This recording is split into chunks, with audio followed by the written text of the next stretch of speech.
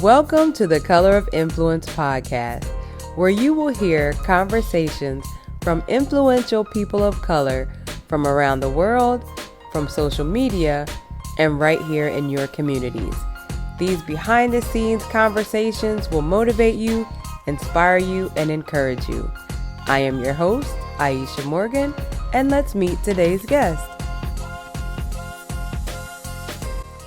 October is Breast Cancer Awareness Month, and on today's episode, you will have just me, no guest, talking about some of the struggles that I had during my breast cancer journey.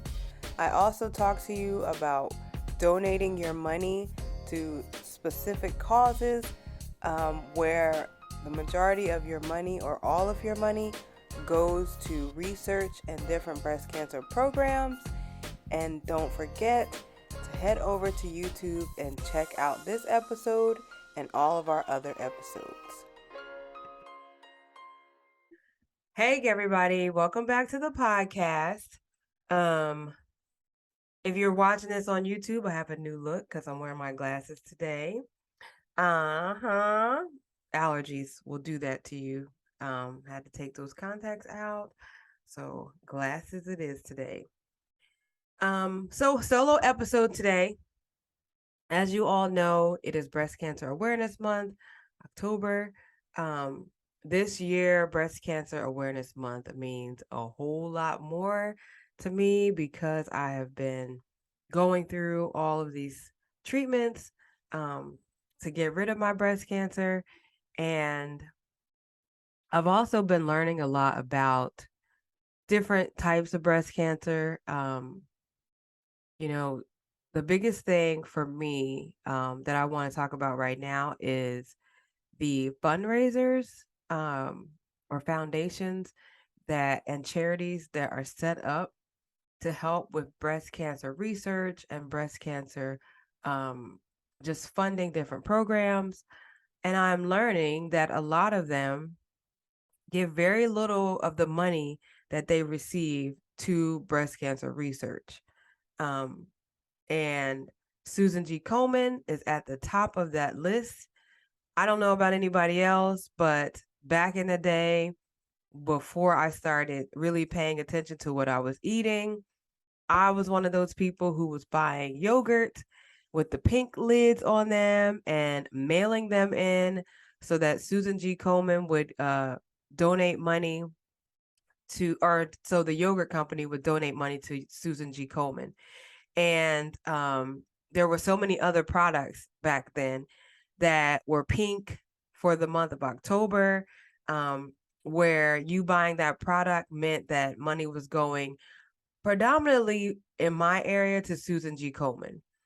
And so to find out that very little of that money that they get goes to breast cancer research was very disheartening. You can look it up yourselves. I urge you to go and do research on Susan G. Komen and other big foundations and charities, because it's not coming to it's not going to us. It's not helping us. It's lining the pockets of the board and whoever else is getting paid to work with them. So the higher ups are getting paid a lot of money, and these charities that are supposed to be helping with funding different programs are really not giving as much as we think. Which the biggest flex, I guess you could say, from these charities is when they say a portion. So when they don't say half of the proceeds or all of the proceeds, when they say a portion, that could be you donate $1 and a penny of that dollar goes to the research. So it's really important before you start donating, not just for breast cancer, but any of these charities, pay attention and do your research on where the money goes, and how much of it really goes to the cause that they are claiming to help. That was my biggest takeaway from this month. Very disheartening to learn that, because you are under the impression that this is where you should give because their whole Susan G. Komen was set up because of breast cancer, and they're not even helping breast cancer research or funding for other programs or anything. Not like they should be. So, yeah. The other thing, so if you guys have been following me long enough, especially through the summer, and well, not through the summer, but I guess for the past couple of months, um, I kind of talked to you guys about my breast cancer journey, but I told you that I was going to post a vlog of my journey. And I have been doing that. It is on my YouTube channel, and you go to playlists, and under a Black woman's breast cancer journey, you will find 4 videos. And this Friday, today is Wednesday, so this Friday, you will get another video. My goal is to post them every Friday. Um, and yeah, I mean, I've gotten pretty good feedback about the videos from strangers, from people that I know. So I appreciate you all following along on my breast cancer journey. And if you have not checked the videos out, head over to YouTube and check them out. Now, other thing, you know, going through any situation that is very much, I don't want to say personal, but going through any situation where, I don't know how to put this, any kind of medical situation, any kind of loss, any kind of like anything that's individualized, I guess I could say, is very lonely. And I don't think a lot of people understand what that means, because you can be surrounded by people going through something and still feel lonely. And for me, my friends have that were helping me go through all of this.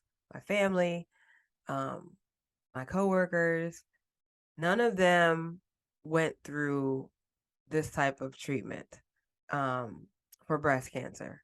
And actually, my aunt did, and she talked to me about her journey. But just overall, daily basis, people that I interact with, um, this is new to them as much as it is to me. And they are, like I told y'all, very supportive, but it's still lonely.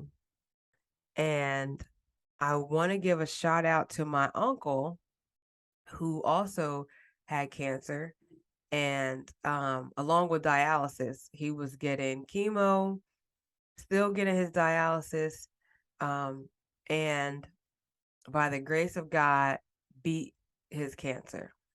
So big ups to my uncle, who called me and, talked to me about what to expect.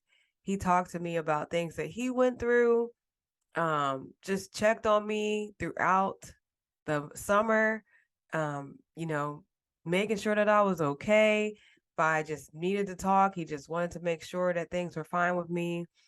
Um, but definitely we talked, about what to expect. I mean, and I would tell him about things like my fingernails. I mean, they are growing back right now, but they were very dark at one point. They were falling off. My actual nails were lifting up from the skin underneath and just coming off. Um, he talked to me about that. You know, he talked to me about the nausea and the fatigue and everything. And in doing that, I don't think he realized just how helpful that was for me to have somebody who went through it to talk to. Um, Along with my uncle, who, well, actually, I had 2 uncles who beat cancer. And then my other uncle we talked very early on in my diagnosis about what to expect, and you know, very open, and um, those types of conversations are so helpful. So I want to give a big shout out to my Aunt Pat, to my Uncle Sonny, and my Uncle Paul, who have all been diagnosed with cancer and all have beat cancer. Not breast cancer, all of them. My Aunt Pat had breast cancer, but they talked to me about what they went through and kind of what I should expect, um, how they handled things. And, my Aunt Pat told me she was going to work, which was a big deal, because I think when we think of chemotherapy, we think about TV where people go to chemo and then they come home and, they are unable to do anything. Um, but she was like, no, she went to work, and, so did I. So that was very enlightening to have those conversations so early on in my treatment. Um, and then, but it still feels lonely, every day, because no one knows what you're going through. No one knows how you feel. No one knows, um, what your body inside what's happening inside your body, should I say. Um, and everyone's always like, you look good, you don't even look sick. I mean, besides the fact that you lost your hair, I wouldn't even know you were sick. Um, and I appreciate that, but on the inside, I'm like struggling. I was struggling at that time. And um well, as you guys know, I found that breast cancer group on Facebook, and 2 weeks ago, 3 weeks ago now, they had a gala meetup in Houston. I honestly, because it was in Houston, I assumed that a lot of them were from Houston, but it was actually only 3 women who were from Houston, and everyone else came in from all over the country, um, for this breast cancer gala. And leading up to that, on Wednesday or Tuesday, I went to a happy hour for a blogger a food blogger whose mom was 25 years recovering from breast cancer. And, we sat and we talked very briefly, but um, it was very needed. And she talked to me about her experience when she found out, her treatment, her mindset, gave me advice on how to move forward, after my treatments. Um, really just focusing on living my life and not dwelling on the fact that I had breast cancer and that I'm still going through different treatments. Um, and that was just so refreshing. Um, and then I think it was Thursday, I met up with the breast cancer baddies for the breast of us, um, for a happy hour. Met some of the ladies that were going to be at the gala, the ambassadors of the breast cancer baddies. Um, and it was great. I mean, look, sitting with these women, I thought that they all lived in Houston. They were all very loving toward each other, supportive toward each other. And it was just refreshing to see, you talking to people about what they're going through or what they went through, and they automatically understand what you went through. And I didn't really do a lot of talking. I did a lot of watching and listening, and just really feeling in community with them, really feeling like I have found a place, um, as I'm going through this very trying time. Um, and then Friday, I went with them to Texas Southern University, where some of them were speaking on a panel to the students about breast cancer. And again, hearing them answer hearing the questions first of all, and then hearing the answers to the questions, I just you relate so much to everything that everyone's saying. And at the same time, I'm learning about things that I didn't know about. Um, so that was amazing. Again, seeing them all support each other and just, we're bound by this disease, whether we're currently going through treatment or we went through treatment. Um, you know, it's nothing like being around people who know what you're going through, because either they're going through it or they went through it. And then Saturday, Jasmine and I went to the For the Rest of Us gala. It was so nice. The decorations were amazing. The speakers were amazing. The food was great. Um, just the atmosphere was nice. It was a sneaker ball. So I had on my gown, my ball gown, and my sneakers. Then I'll post it on social media so that you guys can all check it out as well. Um, but yeah, it was just amazing. And um, I couldn't thank them enough um, for the experience, to be honest. And I know there's always a light at the end of the tunnel. And I went through this for a reason. And I think that the reason is to be an advocate um, for the breast cancer community. I don't know in what form, I don't know what, you know, what cause, or I don't want to say cause, but what part of the advocacy that I'm supposed to be a part of, but I know I'm supposed to be a part of something. Um and so I'm just going to learn what I can and help who I can along this journey of mine that is never ending.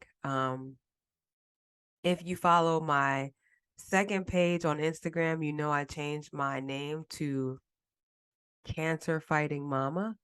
Um, and it's not necessarily because of my fight with breast cancer, but because from here on out, I am going to be helping others fight cancer in some way, shape, or form, whether it be breast cancer, prostate cancer, something.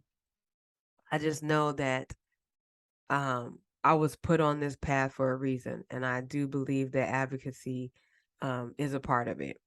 And, I want to also point out that this journey is very personal, very personal. Um, but I felt, and this is just a personal decision that I made, that by sharing my story on the podcast and through my vlogs, that it could help someone else. Because I've seen videos and I've heard people talking about their journeys with breast cancer that has helped me get through my own journey. And some of what I've heard was not recent, and it wasn't during my treatment. You know, I listen to a lot of podcasts, so I've heard guests from other shows talking about their journeys with breast cancer, talk about how they found out, um, talk about their treatment. So by hearing their stories and understanding the gaps that some of us have in asking questions and advocating for ourselves, and um, being expressive about what we are concerned about or what we don't understand, we don't always voice that.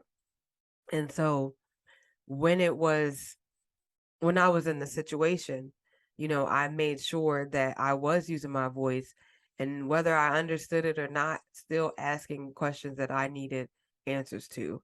Um, and, you know, it's very important for us to be exposed and to understand all aspects of cancer, because not everyone has our best interest in mind. And when I say are, I mean people of color. Um, there are racial biases in the medical field, And we've heard stories, but when you hear it firsthand from people who are dealing with the same thing that you're dealing with, and their experience was so much different, was so different just because of their doctors, um, you know, that needs to be discussed too, because there are a lot of things that, because you're a person of color, you're looked at differently, especially Black women. And it's sad, but it happens. And that's why it's so important for us to take control of our own health and understand and research and talk to people who have been in these situations, um, so that you understand, is this the right thing that is happening to me? Is this treatment correct? Are there other avenues that I could take? Um, do I have a choice? Because I think a lot of times we as patients are not sure if we even have a choice when someone's saying, here's the treatment plan that we're going to do. And when do you want to get started? You do have a choice. You can ask questions. You can also get second opinions. Um, so yeah, I just wanted to talk about that because um, this breast cancer, is leading me on a journey that I never knew that I would be on. And it's not ever going to be over for me. Um, I have a daughter, as you guys all know. And so getting as much information as I can and advocating and, bringing to light things that are wrong and bringing to light things that are right. Um, you know, being advocating for people of color to join um, clinical trials. I mean, all of those things are so important. And a lot of times we don't even know about some of these trials because we're not their demographic. They're not going and asking us in our communities to be a part of these clinical trials. So, you know, I'm learning. I'm learning a lot. Um, Happy to be learning a lot. And of course, no one wants to have cancer. But I am going to make sure that I learn as much as I can so that I can help the next person. Just to wrap up the podcast episode for today, please go out and research any charities that you give to, any fundraisers that you give to.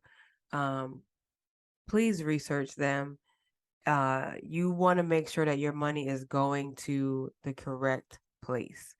My suggestion is always to find local small charities or charities that are specific to maybe a demographic, a location. There are lots of different charities that we can give to. And in my show notes, I'm going to list links to some of them for anyone who is a person of color, who is affected by breast cancer, diagnosed with breast cancer, or you have overcome breast cancer, and would like to find a community. There is For the Breast of Us and the Breast Cancer Baddies on Facebook. There's the Sisters Network. There is also an organization called Touch. And I'm going to put links to all of them in the show notes for you all to check them out.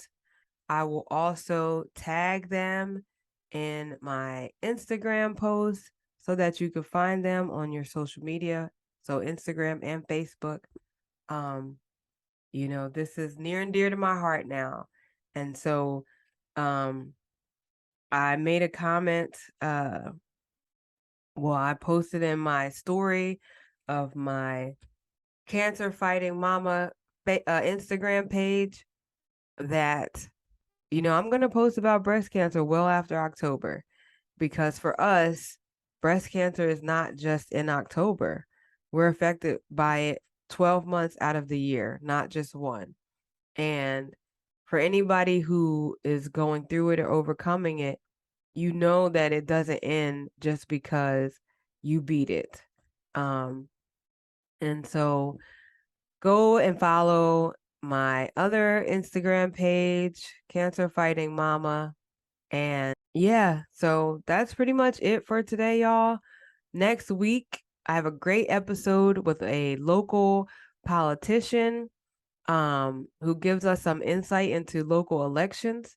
And as y'all know, November the 8th is election day. Super important that you go out and vote. I hope that you are all registered to vote. I know in Texas, registration is complete and early voting has started. So please go out and vote, especially for your local elections. Please do your research on these candidates so that you can make the right decision for you and your family. These local elections are so important, y'all. And I know in Texas, we are also voting for governor. So please, please, please, please, please go out and rock the vote. All right, y'all. Until next time, peace.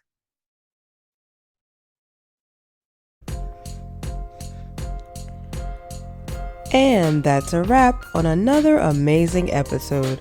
I know that you were just as inspired as I was after listening to that conversation.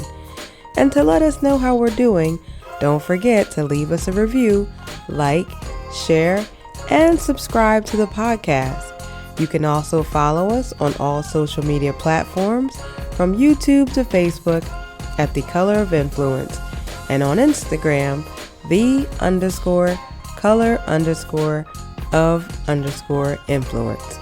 You can check out all of our episodes and additional content on our website, thecolorofinfluence.com, and that's an N only for influence. And don't forget to share the podcast with someone you know, and have them share the podcast with someone they know. Thank you all for listening. Until next time, peace out.